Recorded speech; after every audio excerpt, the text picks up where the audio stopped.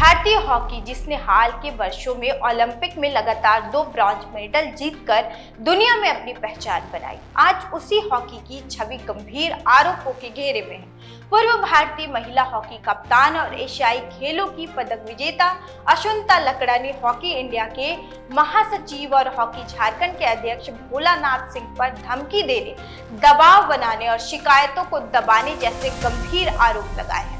मामला सिर्फ 2 लोगों के बीच का विवाद नहीं है, बल्कि सवाल भारतीय हॉकी के प्रशासन, खिलाड़ियों की सुरक्षा और खेल में जवाबदेही पर खड़े हो रहे हैं। आइए समझते हैं कि आखिर पूरा मामला क्या है।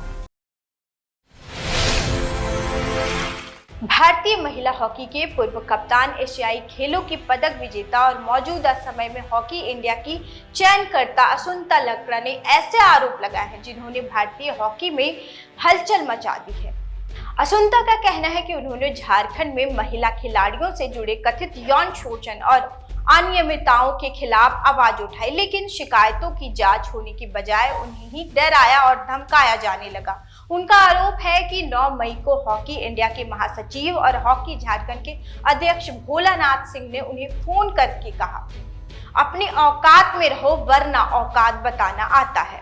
असुंता का कहना है कि उस समय उनके पिता गंभीर सड़क हादसे के बाद जिंदगी और मौत से जूझ रहे थे। ऐसे समय में मिली इस धमकी ने उन्हें मानसिक रूप से तोड़ दिया।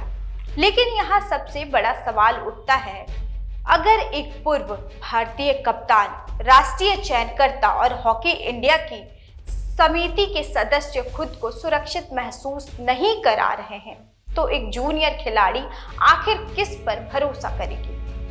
असुंता का आरोप है कि यही खत्म नहीं होता उनका कहना है कि महिला खिलाड़ियों के कथित यौन शोषण के आरोपी कोच सुधीर गोल्ला को राज्य खेल विभाग ने हटाया, लेकिन वह आज भी हॉकी झारखंड के दफ्तर में आते जाते हैं और खुलेआम कहते हैं कि उन्हें कोई नहीं हटा सकता।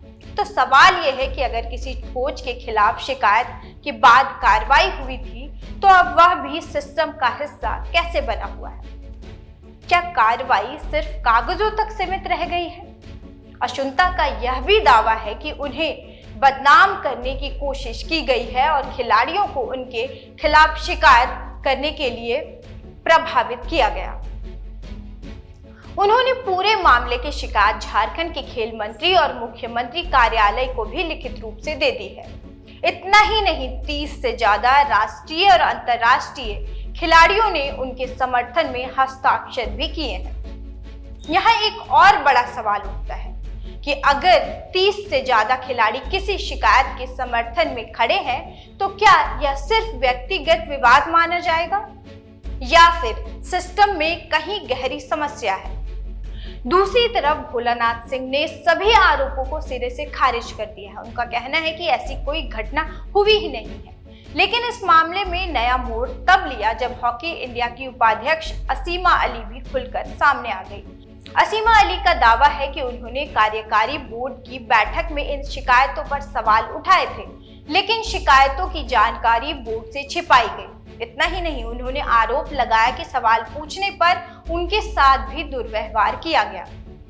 अब सवाल और भी गंभीर हो जाता है, अगर कार्यकारी बोर्ड के सदस्यों तक को पूरी जानकारी नहीं दी जा रही, तो आखिर फैसले किस आधार पर लिए जा रहे हैं?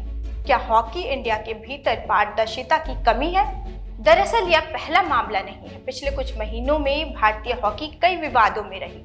महिला टीम के सीनियर और जूनियर कोचों पर आरोप लगे। जूनियर कोच पर गंभीर आरोप के बाद उन्हें हटाया गया।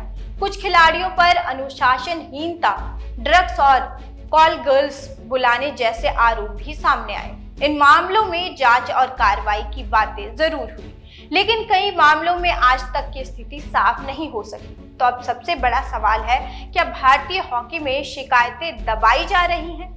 क्या खिलाड़ियों की सुरक्षा और सम्मान से ज्यादा ताकतवर लोगों की कुर्सियां बचाई जा रही है? क्या खेल प्रशासन में जवाबदेही खत्म होती जा रही है?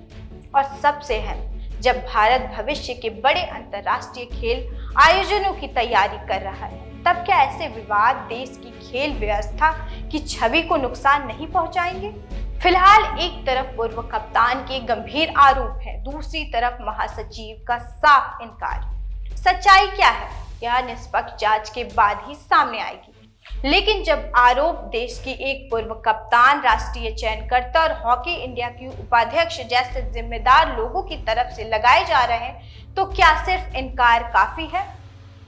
क्या अब समय नहीं आ गया कि केंद्र सरकार और खेल मंत्रालय इस पूरे मामले की स्वतंत्र और निष्पक्ष जांच कराए, ताकि खिलाड़ियों का भरोसा और भारतीय हॉकी की साख दोनों बची रह सके?